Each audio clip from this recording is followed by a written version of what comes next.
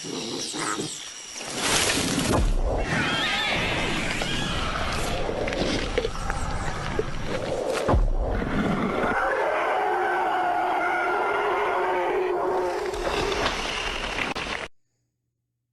everyone, Prehistoric Monsters here, back with another video, and today we're starting off something new, which is top 10s. And in today's top 10, I'm going to be counting down my top 10 favourite Tyrannosaurids. Tyrannosaurids, if you didn't know, you'll probably know T-Rex. He's part of the Tyrannosaurids. Tyrannosaurids are all dinosaurs related to T-Rex, all the dinosaurs in that kind of area. And I'll be counting my top 10 favourite ones. This is completely my opinion, it's not based on fact or anything. It's not like a versus kind of battle. I'm just counting down my favourite ones, and it's completely my opinion. So if you disagree, that's fine. Just leave in the comments what you think. No abusive comments, please, though. It just gives off like a negative atmosphere to everyone else in the comment section, and that's just not very nice. But anyway, let's delve right into this top 10. Before we jump into this top 10, I'd just like to say, for those who've been watching my channel recently, you will see that I've been uploading some clips from various different TV series or movies about dinosaurs, like Walking with Dinosaurs movie, Planet Dinosaur, Jurassic Fight Club, things like that. And they've all got something to do with Tyrannosaurs, and the reason for that is that many of the Tyrannosaurs in those are on this list. So if you're interested in watching those Tyrannosaurs in action, or learning a bit more about them, I will be putting up little captions on the screen which tells you which ones have videos on, and the links will be in the description. So be sure to check them out. So in number 10 we have Guanlong. Now looking by the images on the screen, you might be thinking, prehistoric, this does not look like a creature related to the great Tyrannosaurus Rex. Well, it is. It was in the late Jurassic country of China where it lived, and it was an early species of Tyrannosaurid, one of the earliest, and it was definitely deadly during its time. But if it was if you moved it to the Cretaceous North America, it wouldn't win against other species of Tyrannosaurid that are later down the list. And that's why it's up at number 10. I do think Guanlong's very cool, has a really nice Chinese kind of feel to it, as in the name. And in at number 9 we have Alioramus, or Alioramus, however you pronounce it. There's different ways to pronounce it. It was living in late Cretaceous Asia and had cool head features. It had these bumps on its head, as you can see on the screen. There's lots of interesting interpretations online, which I find is interesting. Just go online, type in Alioramus on Google Images or whatever search engine you use. Just scroll through, because there's some really nice interpretations, different colours. What I haven't really seen is one with feathers, though. I think that'll be interesting to see Alioramus with feathers. So if you know where to find them, just leave in the comments section if you know anywhere which has Alioramus with feathers in it. Now next on the list at number 8 is Electrosaurus. Now Electrosaurus, it has a funny spelling. It's not like electric as in E-L-E at the start. It's A-L-E at the start as Electrosaurus. But I just say Electrosaurus because it's easier. Now this cool Tyrannosaur was living in late Cretaceous Mongolia in Asia, and I think its name is really, really cool. I think the only dinosaur which has a cooler name than Electrosaurus, probably a Beta, because it has kill in it. You can't argue with it. It's too small to be higher on the list, but it did live in a harsh environment full of other dinosaurs such as Gigantoraptor, which were very hard to compete with, but it did survive, which means that it obviously had the right features needed to survive in a harsh environment, which means it earns the number 8 spot on this list. Next at number 7 we have Nanotyrannus. I would have put this dinosaur further down the list if it hadn't been for one reason. Is it a different species of Tyrannosaurid, or is it just a baby T-Rex? Now this debate's been going on for a while now, since they found the first evidence of Nanotyrannus. I do think it is a separate species, judging by the evidence, but many people don't think that. It was living in late Cretaceous USA, in North America, in that kind of continent, sharing the same environment with baby T-Rexes and T-Rexes in general, which means that baby T-Rexes may have looked like Nanotyrannus, which means Nanotyrannus may be a baby T-Rex and not a different species.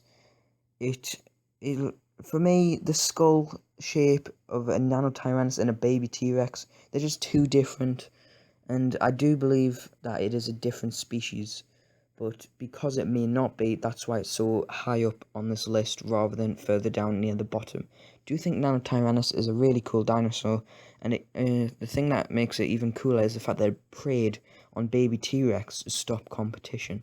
So if it is a separate species, then it may have gone and killed baby T-Rex to stop them growing up into adulthood, just to eliminate competition for the same food sources. Next, we have number 6, which is Eutyrannus, an early Cretaceous tyrannosaurid living in China. It was 9 meters long, so not huge for a tyrannosaurid, but not too small either. I wouldn't like to have it chasing after me, let's put it that way. It was covered in downy feathers, which is interesting because obviously scientists are starting to get more of an idea that dinosaurs have feathers rather than scales. Eutyrannus is evidence of that because they know it had lots of feathers covering it, and yeah, it's a really nice dinosaur. So at number 5 and halfway through our list is Daspletosaurus. Now I love the name of Daspletosaurus, I just like saying it. It lived in the late Cretaceous North America and it was 8 to 10 meters long, but it was also light and fast. Because it was light, it was able to run faster than other tyrannosaurids, so it could run down its prey, and using a big bite force, it could crush the prey in its mouth and rip it apart, ready to eat. So number 4 on this list is Gorgosaurus. Just missing out on the top 3, this great tyrannosaurid comes from the late Cretaceous North America.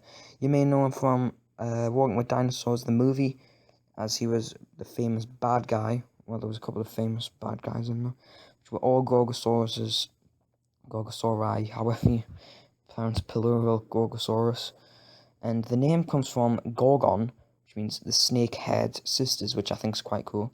He was also fast, just like Daspletosaurus, which earns him the number 4 spot on this list. At number 3, and just missing out on the top 2 spot, is T-Rex, the mighty king of the dinosaurs. He lived in late Cretaceous North America and had a huge bite force. He was also huge in size. He wasn't amazingly fast, but he was fast for his size, and he could even sense vibrations through his feet to know where his prey was.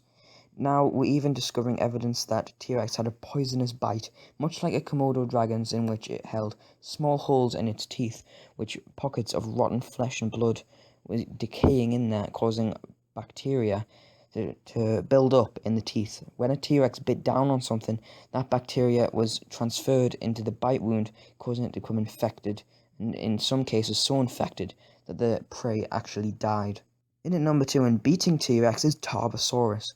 He lived in late Cretaceous Asia and had a skull 1.3 meters long. That is a huge skull, and it had a magnificently large bite force. It was an amazing dinosaur, but I sure wouldn't like to see one in real life. It often had to battle well-armored prey such as Ankylosaurus, meaning that it had to be incredibly tough and incredibly hard-worthy to try and get its prey. It had to work hard at it and often didn't succeed, because that's the way of nature. But it was a really incredible dinosaur, big size, and I think it was pretty cool, and even better than Tyrannosaurus Rex.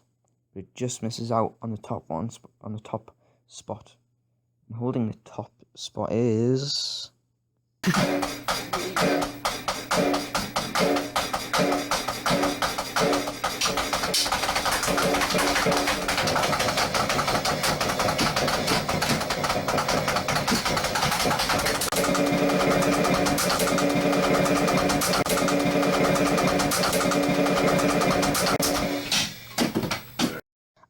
Albertosaurus. Here at number 1 we have Albertosaurus, which was named after where it was discovered in Alberta in Canada. Lived in late Cretaceous North America, like in Canada, and it's my favourite tyrannosaur ever. It was fast and agile because it was light, and it hunted in packs. There's evidence it hunted in packs. Most of these tyrannosaurs from the Cretaceous that I've put on this list probably hunted in packs, but there's definitely evidence that Albertosaurus hunted in packs because many of them have died together, and it was a pretty big size. It lived at the same time as T-Rex, but I don't think they came into each other's kind of vicinities, because Albertosaurus lived much farther north, while T-Rex lived in the central kind of North America. Albertosaurus was living up in Canada. But I think it's really cool. It hunted in packs. It's fast, agile, and had to tackle ceratopsians and Ankylosaurs, hadrosaurs. Really difficult prey, but it managed, and it was an incredible dinosaur that survived until the age of dinosaurs came to an end. So thank you guys for watching. I've really enjoyed making this top 10. I'm going to be making more like this. But I really hope you've enjoyed. Just leave a like, subscribe if you want to see more. And thank you guys for watching. See you later.